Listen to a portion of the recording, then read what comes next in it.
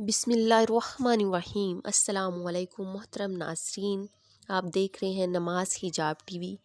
پیارے ناظرین، اس ویڈیو کے پارٹ 1 میں ہم نے آپ کو بتایا کہ حضرت امام جعفر صادق علیہ السلام کی نیاز کے آداب کیا ہیں، شرائط کیا ہیں اور طریقہ کار کیا ہے۔ امید کرتے ہیں آپ کو یہ ویڈیو پسند آئی ہوگی، اور ایک مزید اچھی ویڈیو لے کر ہم حاضر ہوئے ہیں جو اسی ویڈیو کا پارٹ 2 ہے۔ آج ہم بیان کریں گے حضرت امام جعفر صادق علیہ السلام کا معجزہ۔ پیارے ناظرین، اگر آپ ہمارے چینل پر نئے ہیں تو چینل کو سبسکرائب کر دیجئے اور ویڈیو کو لائک کر دیجئے۔ بسم اللہ الرحمن الرحیم۔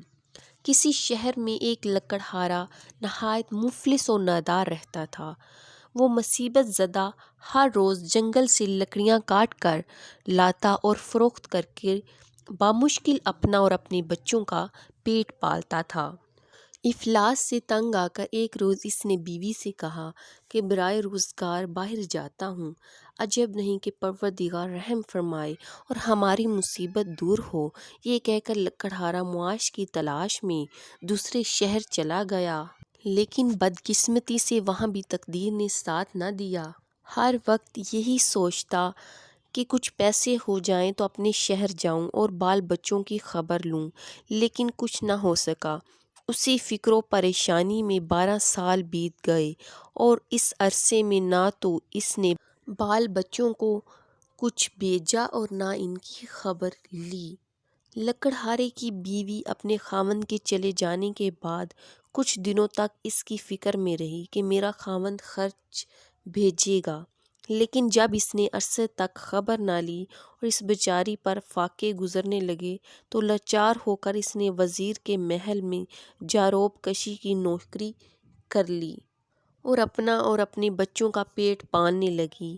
ایک روز لکڑہاری نے خواب میں دیکھا کہ وزیر کے محل میں جھاڑو دے رہی ہے کہ یکایک مولا آقائے دو جہاں جناب حضرت امام جعفر صادق علیہ السلام ماں صاحب صحن خانہ وزیر میں تشریف لائے ہیں، اور اپنے اصحاب کی طرف متوجہ ہو کر فرمایا کہ آج کیا تاریخ ہے اور کون سا مہینہ ہے؟ صاحب نے عرض کی، یا مولا، آج شب 22 رجب المرجب ہے۔ تب حضرت نے اپنی زبان موجز بیان سے ارشاد فرمایا کہ کوئی شخص کیسی ہی مشکل میں مبتلا ہو، کیسی ہی سخت حاجت ہو، پریشان ہو، جب دستور سوا سیر میدے کی پوریاں پکا کر کنڈوں میں رکھ کر ہمارے کی نظر 22 رجب المرجب بوقت نماز صبح دلوا کر حق کے سبحانہ تعالیٰ کی درگاہ میں ہمارے واسطے سے اپنی حاجت طلب کرے گا۔ جن وقت خواب میں لکڑہاری نے حضرت کا یہ کلام سنا، اسی وقت صدقِ دل سے نظر کرنے کی نیت کی اور 22 رجب المرجب کو بوقت صبح نماز سے فارغ ہو کر نظر دلوائی۔ اب ذرا لکڑہاری کے شوہر کا حال سنیے۔ یہاں تو 22 رجب المرجب کو بوقت صبح یہ ذرا لکڑہاری نظر امام علیہ السلام دلا رہی تھی، اور وہاں لکڑہارا درخت پر چڑھا ہوا لکڑیاں کاٹ رہا تھا کہ اس کے ہاتھ سے کلہاڑی چھوٹ کر زمین پر گر پڑی۔ اس نے جو کلہاڑی کو نکالا تو دفینے کا شبہ ہوا، اور اسی جگہ کو اس نے کھودنا شروع کیا تو معلوم ہوا کہ شاہی خزانہ دفن ہے۔ اس نے اسی وقت اس کو اسی طرح بند کر دیا، پھر تھوڑا تھوڑا لاتا رہا اور سامان سفر تیار کرنے لگا، اور سارے دفینے کو نکال کر عازم وطن ہوا، اپنے رہنے کے لیے ایک عالی شان مکان بنوایا اور اپنے بیوی بچوں کے ساتھ آرام سے زندگی بسر کرنے لگا۔ ایک روز لکڑہاری نے اپنے خاوند سے سرگزشت بیان کی۔ جب اس نے مہینے کی تاریخ اور وقت بتایا تو وہی وقت اور وہی دن تھا جب لکڑہارے کو دفینہ ملا تھا۔ لکڑہارا بھی صدقے دل سے ایمان لے آیا۔ ایک روز وزیر اعظم کی بیوی بالا خانہ پر کھڑی ہوا خوری کر رہی تھی۔ اسی وقت ایک عالی شان مکان نظر آیا۔ اس نے اپنی کنیزوں سے دریافت کیا یہ کس کا مکان ہے؟ کنیزوں نے بتایا، اس لکڑہارے کا، جس کی بیوی یہاں جاروب کشی پر ملازم تھی۔ یہ سن کر وزیر اعظم کی بیوی نے لکڑہارے کی بیوی کو بلایا اور مفصل حالات دریافت کیے۔ اس نے تمام حال بیان کیا، لیکن وزیر اعظم کی بیگم کو یقین نہ آیا، بلکہ دل میں یہ خیال آیا کہ اس کے خاوند نے رہزنی کی ہے، جس کی بدولت مالدار ہوا ہے۔ وزیر کی بیگم کا تو یہ خیال فاسد دل میں لانا تھا کہ اسی وقت وزیر اعظم پر مصیبت آئی کہ وزراء میں ایک وزیر اس کا دشمن تھا۔ اس نے موقع پا کر بادشاہ سے وزیر اعظم کی چغلی کی کہ اس نے غبن کیا ہے، حضور عالی جناب اسے طلب فرمائیے۔ بادشاہ نے اسی وقت وزیر اعظم کو بلا کر حساب طلب کیا۔ وزیر اعظم صحیح حساب نہ دے سکا، چنانچہ بادشاہ غضبناک ہو گیا۔ وزیر اعظم کا سارا مال اسباب ضبط کر کے اس کا اور اس کی بیوی کو محل سے نکال دیا۔ وہ دونوں بھوکے پیاسے چل جا رہے تھے کہ تربوز کے کھیت نظر آئے۔ وزیر اعظم نے اپنی بیگم سے 2 درہم لے کر، جو اتفاق سے اس کے پاس رہ گئے تھے، اس کا تربوز خرید کر رومال میں باندھ لیا کہ کسی جگہ اطمینان سے بیٹھ کر کھائیں گے۔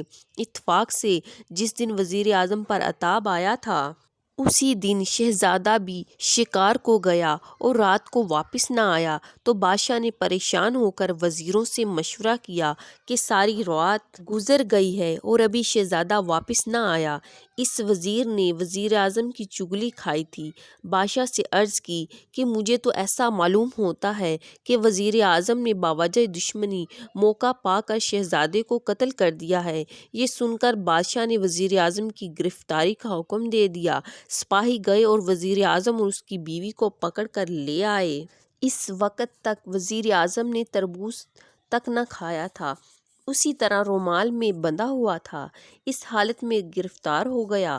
بادشاہ نے دیکھا کہ رومال میں خون چھلک رہا ہے اور رومال کھول کے دکھایا گیا تو اس میں شہزادہ کا سر نظر آیا۔ بادشاہ اپنے بیٹے کا سر دیکھ کر رونے لگا اور حکم دیا کہ رات بھر وزیر کو قید میں رکھو، صبح ہوتے ہی اسے قتل کر دینا۔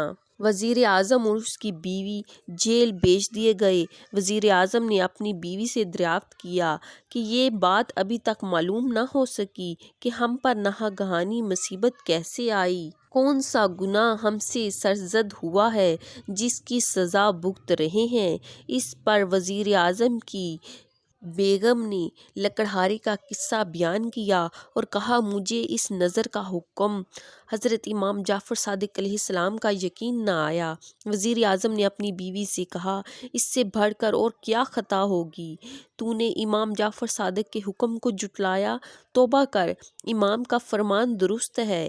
الغرض دونوں رات بھر یہ گریہ زاری کے ساتھ اپنے گناہوں کی معافی طلب کرتے رہے، صدق دل سے اس نیاز کی نیت کی کہ خداوند عالم نے ان کی توبہ قبول کر لی۔ اور اگلی صبح شہزادے نے شکار سے واپس آ کر بادشاہ کی قدم بوسی کی۔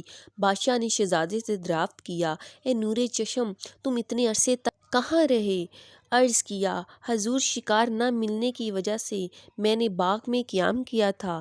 بادشاہ نے شہزادے کو محل کے اندر جانے کی اجازت دے دی اور وزیر اعظم اور اس کی بیوی کو طلب کیا اور رومال سر کو بھی طلب کیا جس میں بجائے تربوز کے شہزادے کا سر نظر آیا تھا۔ اس رومال کو خود کھولا اور دیکھا کہ تربوز ہے۔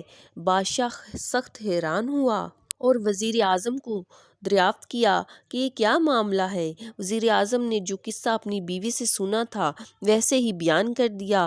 بادشاہ نے یہ سن کر لکڑہارے اور لکڑہاری کو طلب کیا، ان سے حالات دریافت کیے۔ انہوں نے تمام بیان کر دیا، جس کو سن کر بادشاہ بھی بصدق دل سے ایمان لے آیا۔ وزیر اعظم کو پھر اپنے عہدے پر فائز کر دیا گیا اور چغل خور کو سزا دے کر محل سے باہر نکال دیا گیا۔ بے شک نبی کریم صلی اللہ علیہ وآلہ وسلم اور ان کی آل پاک کا ہر حکم درست ہے۔ اللہ تعالیٰ کی بارگاہ میں دعا ہے بطفیل محمد و آل محمد ہم سب کی تمام پریشانیوں کو، تکلیفوں کو، مصیبتوں کو دور فرما دیجئے۔ اللہم صلی علی محمد و علی آل محمد۔ ناظرین، ویڈیو اچھی لگے تو آگے ضرور شیئر کیجیے گا۔ اپنا اور اپنے عزیزوں کا بہت خیال رکھیے گا۔ اللہ حافظ۔